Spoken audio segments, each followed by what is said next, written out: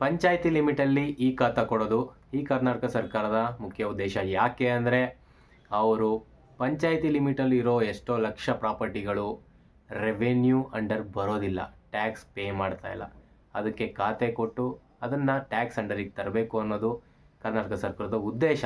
BBMPಲಿ ಕೊಟ್ಟಿದ್ದಾರೆ, ನಗರಸಭೆಲಿ ಕೊಟ್ಟಿದ್ದಾರೆ, ಈಗ ಪಂಚಾಯಿತಿಲಿ ಕೊಡ್ತೀವಿ ಅಂತ ಹೊರಟಿದ್ದಾರೆ. ಅದಕ್ಕೋಸ್ಕರ ಕಾನ್ಸ್ಟಿಟ್ಯೂಷನ್ ಒಳಗಡೆ ಬಿಲ್ ಸ್ಯಾಂಕ್ಷನ್ ಮಾಡಿ ಅದನ್ನು ಕೊಡ್ತೀವಿ ಅಂತೇಳಿ ತುಂಬ ತಿಂಗಳುಗಳಾಯಿತು. ಆದರೂ ಕೂಡ ಇನ್ನೂ ಅದ್ರ ಬಗ್ಗೆ ಸೂಚನೆ ಇಲ್ಲ. ಅದಾದಮೇಲೆ 2 ತಿಂಗಳಾದಮೇಲೆ ಏನು ಹೇಳಿದ್ರು ಅಂದರೆ, ನಾವು ಕಮಿಟಿನ ಕುಂಡ್ರಿಸಿದ್ದೀವಿ, ಆ ಕಮಿಟಿಯವ್ರು ಡಿಸೈಡ್ ಮಾಡ್ತಾರೆ ಖಾತೆ ಯಾವ ಥರ ಕೊಡಬೇಕು, ವೆಬ್ಸೈಟ್ ಯಾವ ಥರ ಸೆಟಪ್ ಮಾಡಬೇಕು, ಈ ಥರ ಡೀಟೇಲ್ಸ್ನ ಕೊಟ್ಟರು.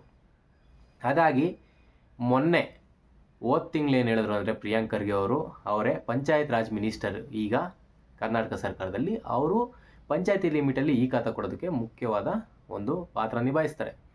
ಅವ್ರೇನು ಹೇಳಿದ್ರು ಅಂದರೆ, ಇನ್ನು ಜುಲೈ ಫಸ್ಟ್ ವೀಕ್ ಇಲ್ಲ ಸೆಕೆಂಡ್ ವೀಕ್ ಅಷ್ಟರಲ್ಲಿ ನಾವು ಖಾತೆ ಕೊಡ್ತೀವಿ ಅಂತ ಹೇಳಿದ್ರು.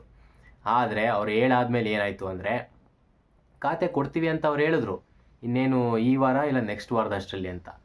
ಅದ್ರ ಜೊತೆಗೇ ಮೀಡಿಯಾದಲ್ಲಿ ಏನು ಒಂದು ಇನ್ಸೈಡರ್ ನ್ಯೂಸ್ ಬಂತು ಅಂದರೆ, ಓಕೆ ಎಲ್ಲ ಇನ್ನೇನು ಫಸ್ಟ್ ವೀಕ್ ಅಂದರೆ ಜುಲೈ 15 ಅಷ್ಟರಲ್ಲಿ ಖಾತೆ ಕೊಡ್ಬೋದು ಅಂತ ರಿಪೋರ್ಟ್ಸ್ ಬರೋದಕ್ಕೆ ಸ್ಟಾರ್ಟ್ ಆಯಿತು.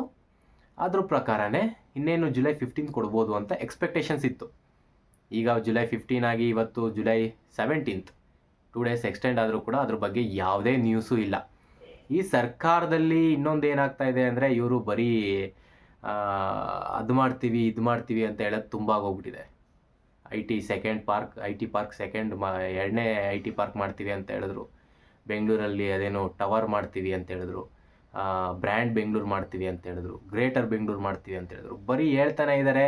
ಅವು ಹೇಳ್ತಾರೆ, 1 ತಿಂಗಳು ಅದ್ರದ್ದೇ ಫುಲ್ಲು ನ್ಯೂಸಲ್ಲಿ ಎಲ್ಲ ಕಡೆ ಅದ್ರದ್ದೇ ರಿಪೋರ್ಟ್ಸ್ ಇರ್ತದೆ. ಆಮೇಲೆ ನೋಡಿದ್ರೆ ಅದ್ರ ಬಗ್ಗೆ ಸುದ್ದಿನೇ ಇರಲ್ಲ.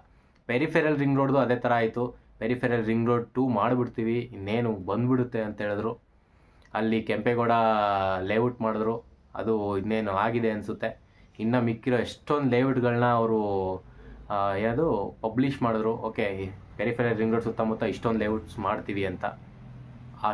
ಎಷ್ಟು ನಂಬರ್ ಆಫ್ ಲೇಔಟ್ಸ್ನ ಅವರು ಹೇಳಿದ್ದಾರೆ, ಪೆರಿಫೆರಲ್ ರಿಂಗ್ ರೋಡ್ ಸುತ್ತ ಮಾಡ್ತೀವಿ ಅಂತ. ಈ ಥರ ಈ ಸರ್ಕಾರ ಹೇಳ್ತಾ ಇದೆ, ನಾವು ಅದು ಮಾಡ್ತೀವಿ ಇದು ಮಾಡ್ತೀವಿ ಅಂತ, ಅದು ಆಗ್ತಾ ಇಲ್ಲ. ಅದರಲ್ಲಿ ಈಗ ಪಂಚಾಯಿತಿ ಲಿಮಿಟಲ್ಲಿ ಖಾತೆ ಕೊಟ್ಟು ಟ್ಯಾಕ್ಸ್ ವಸೂಲಿ ಮಾಡೋದು ಕರ್ನಾಟಕ ಸರ್ಕಾರಕ್ಕೇ ಒಂದು ಪ್ರಾಫಿಟಬಲ್ ಜಾಬು. ಆದರೂ ಕೂಡ ಇದರಲ್ಲಿ ಇಷ್ಟೊಂದು ಡಿಲೇ ಆಗ್ತಾ ಇದೆ. ಇದರಲ್ಲಿ ಇನ್ನೊಂದು ವಿಷಯ ನಾನು ನೋಟಿಸ್ ಮಾಡಿದ್ದೇನು ಅಂದರೆ, ಪಂಚಾಯಿತಿ ಲಿಮಿಟಲ್ಲಿ ಸ್ಕ್ಯಾಮ್ಸು ಇಲ್ಲ ಅಂದರೆ ಒಂದು ರೂಮರ್ಸ್ ಏನು ನಡೀತಾ ಇದೆ ಅಂತ ಈಗ ಮಾತಾಡೋಣ.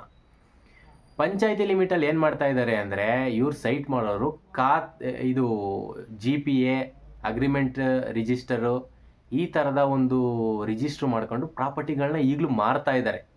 ಪಂಚಾಯಿತಿ ಲಿಮಿಟಲ್ಲಿ ಮಾತ್ರ ರಿಯಲ್ ಎಸ್ಟೇಟ್ ನಿಂತಿಲ್ಲ. ಇದನ್ನ ನೀವು ನೋಟಿಸ್ ಮಾಡಬೇಕು. GPA ಮಾಡ್ತಾ ಇದ್ದಾರೆ, ಜರ್ನಲ್ ಪವರ್ ಆಫ್ ಅಟರ್ನಿ, ಅದಾದಮೇಲೆ ಅಗ್ರಿಮೆಂಟ್ ರಿಜಿಸ್ಟರ್ ಅಂತ ಮಾಡ್ತಾ ಇದ್ದಾರೆ. ಇದು ಎಷ್ಟು ಮಟ್ಟಿಗೆ ಲೀಗಲ್ಲು ಅನ್ನೋದು ನನಗೆ ಗೊತ್ತಿಲ್ಲ. ಯಾಕೆಂದರೆ ಲೀಗಲ್ ಒಪಿನಿಯನ್ಗೆ ಹೋಗಬೇಕು ಅಂದರೆ ಯಾರಾದರೂ ಒಳ್ಳೆ ಲಾಯರ್ನ ಕೇಳಬೇಕು ಇದ್ರ ಬಗ್ಗೆ, ಅವ್ರು ಏನೇನು ನಡೀತಾ ಇದೆ ಅಂತ ಅರ್ಥ ಮಾಡ್ಕೋಬೇಕು. ಬಟ್ BBMPಲಿ ಮತ್ತು ನಗರಸಭೆಯಲ್ಲಿ ಅವರು ಕೊಟ್ಟಿರೋ ಖಾತೆ ಪ್ರೋಸೆಸ್ಸು ಮೆಥಡಾಲಜಿ ನೋಡೋದಾದರೆ, ಅವರು ಫಸ್ಟು ರಿಜಿಸ್ಟರ್ ಆಗಿರೋ ಅಂಥ ಪ್ರಾಪರ್ಟಿಗಳಿಗೆ ಖಾತೆ ಕೊಟ್ಟಿರೋದು, ಹೊಸ್ದಾಗಿ ರಿಜಿಸ್ಟರ್ ಆಗಿರೋದಕ್ಕಲ್ಲ. ಇವ್ರು GPA ಮಾಡ್ತೀವಿ, ನಮ್ಮ ಹೆಸ್ರು ಖಾತೆ ಮಾಡಿಸ್ಕೊಂಡು ನಿಮ್ಮ ಹೆಸ್ರು ರಿಜಿಸ್ಟರ್ ಮಾಡಿಕೊಡ್ತೀವಿ ಅಂತ ಹೇಳಿದ್ರೆ ಅದು ಯಾವ ರೀತಿ ವರ್ಕ್ ಆಗುತ್ತೆ ಅನ್ನೋದ್ರ ಬಗ್ಗೆ ಐಡಿಯಾ ಇಲ್ಲ. ಅದನ್ನು ನೀವು ಕ್ರಾಸ್ ಚೆಕ್ ಮಾಡ್ಕೊಳ್ಳಿ. ಮತ್ತು ಈ ಅಗ್ರಿಮೆಂಟ್ಗೆ GPA ರಿಜಿಸ್ಟ್ರೇಷನ್ಗಳಿಗೆ ಹೋಗಬೇಡಿ. ಇದೊಂದು ರೂಮರ್ ಆಗಿತ್ತು. ಇನ್ನೊಂದು ಏನು ರೂಮರ್ ಇದೆ ಅಂದರೆ, B ಖಾತಾ ಕೊಟ್ಟಿರೋರಿಗೆ ಏನು ಪ್ಲ್ಯಾನ್ ಅಪ್ರೂವಲ್ ಸಿಗ್ತಾ ಇಲ್ಲ, ಮನೆ ಕಟ್ಟೋಕ್ಕಾಗ್ತಾ ಇಲ್ಲ, ಮತ್ತು ಏನಪ್ಪ ಅದು ಲೋನ್ ಸಿಗ್ತಾ ಇಲ್ಲ, ಈ ಥರ ಜನಕ್ಕೆ ಮೋಸ ಆಗ್ತಾ ಇದೆ ಅಂತ ಒಂದು ಸ್ವಲ್ಪ ರಿಪೋರ್ಟ್ಸ್ ಬರ್ತಾ ಇದೆ. ಅದ್ರ ಬಗ್ಗೆ ಎಷ್ಟು ಅಥೆಂಟಿಸಿಟಿ ಐತೆ ಅನ್ನೋದು ನನಗೆ ಗೊತ್ತಿಲ್ಲ. ಈ ವಿಡಿಯೋ ಡಿಸ್ಕ್ರಿಪ್ಷನ್ ಒಳಗಡೆ ನಾನು ಏನು ಮಾಡ್ತೀನಿ ಅಂದರೆ, ನಾನೊಂದು ವಾಟ್ಸಪ್ ಗ್ರೂಪ್ನ ಕ್ರಿಯೇಟ್ ಮಾಡಿದ್ದೀನಿ ನಿಮಗೋಸ್ಕರ. ನೀವು ಆ ವಾಟ್ಸಪ್ ಗ್ರೂಪ್ ಒಳಗಡೆ ಬಂದು ನಿಮ್ಮ ಸಮಸ್ಯೆಗಳನ್ನ ನೀವೇ ಡಿಸ್ಕಸ್ ಮಾಡ್ಬೋದು. ಅದನ್ನು ನಾನು ಯಾವುದೇ ಮ್ಯೂಟ್ ಮಾಡಿರಲ್ಲ.